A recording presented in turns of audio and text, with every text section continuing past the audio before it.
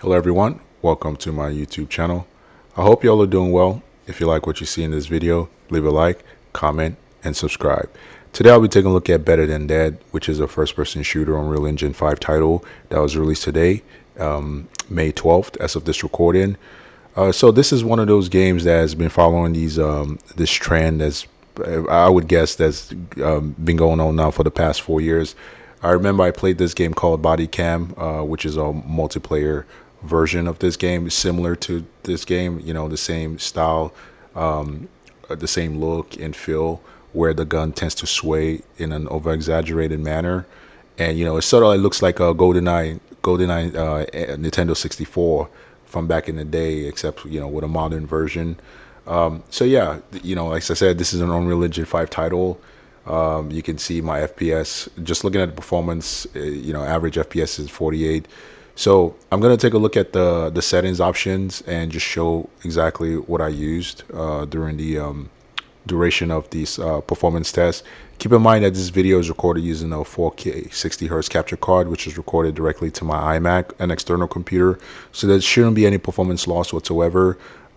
If you have similar graphics card as my RTX 2080 Ti, for example, the RTX 5060 Ti, RTX 3070 Ti, or RX 6800, you should get similar performance. NVIDIA Shadow Play tends to incur roughly 10 FPS loss, sometimes more, depending on the game. Also, I do have the latest NVIDIA driver installed, which is released today, May 12th. So, it mentions this game, I believe, so it should be a game-ready driver suited for this game. And another title that released today that I will talk about momentarily. But yeah, so without further ado, I'm going to hop into the settings menu and just show you the options, what the game has available. Looking at the Steam page, this game currently has mixed reviews with 264 reviews in total. Developed by Monte Gallo and published by Microprose Software. Never heard of them before. Must be a Chinese game studio. Early access game, currently priced at $13 on Steam. As far as like system recommended specs, it recommends an i7 12700 or Ryzen 7 5800X, 16 GB of system memory, RTX 3070, RX 6800, and 20 GB storage space. I'm guessing SSD recommended. So here I am in the settings page. Resolution scale set to 100, FOV set to the maximum at 125 FOV, and then setting it to my screen resolution. VSync disabled, FPS set to max, unlimited. So everything else, is Unreal Engine 5. Typically, everything's set to epic except motion blur, which I disabled. So here I am, back looking at the game's performance. You can see first line is GPU information. GPU wattage is pretty much fully maxed out.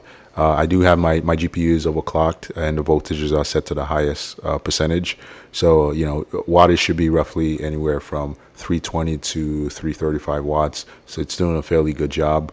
GPU usage is 99% and GPU staying nice and cool, 68 degrees Celsius. GPU VRAM overall usage, so allocated and process used is 6.5 gigabytes, which is typical for Unreal Engine 5 title. That's one of the only good things about Unreal Engine 5 is that it's very conservative when it comes to VRAM usage and sometimes system RAM as well. CPU information, all cores and threads are utilized, fully flushed, not to the maximum. You can see overall CPU percentage is at 20%, and system RAM is under 10 gigabyte, which is fairly good. Average FPS is low 50s, 52 to be exact. It's typical. So there's no upscaler here. There's no fake pixel algorithm like DLSS, FSI, XCSS. This is pure rasterization, and also there's no ray tracing, which is good. I like that. Just complicates things less. I'm curious how the PlayStation 5, the consoles will run this, considering that the PlayStation 5 is equivalent to the RTX 2060 Super. If this game ever does come to console, I believe it's only exclusive to the PC as of right now. The early access is exclusive to the PC. So yeah, I'm curious how it would run on console, if it would utilize fake pixel FSR.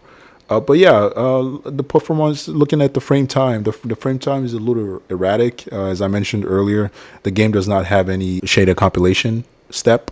You know, it sort of like seems to do the shaded compilation. If I have to guess, it's like a just in time JIT shader compilation process.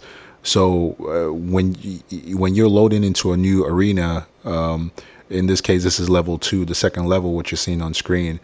During the loading screen, if you have River Tuner statistics overlay open, your CPU cores will spike to 90% or up to 100%. And you know, if you have fan in your case, it will become more audible. So yeah, you know, it's one of those things where it doesn't have a dedicated shader compilation screen, but it does have one in the background when the game is loading into the next level. Yeah, I mean, overall, the game, I do kind of like the style. Like I said, it reminds me of Body Cam, which is a multiplayer only title. I played it, I believe, 2-3 years ago on the same hardware, RTX 2080 Ti. This one seems to run about the same, maybe slightly better. I remember Body Cam had severe stuttering. If I remember correctly, this is using a later version of Unreal Engine 5, so that could be the reason why it's run a little bit better, but not that much. A minor gripe with the game is that there is no toggle aim down sight. I do have to hold down the right mouse button to aim. You know, it sort of throws off my aim. I'd rather click the right mouse button to aim instead of having to hold it down. That said, I'm going to leave some more gameplay footage. If you like what you see in this video, leave a like, comment, subscribe. Take care.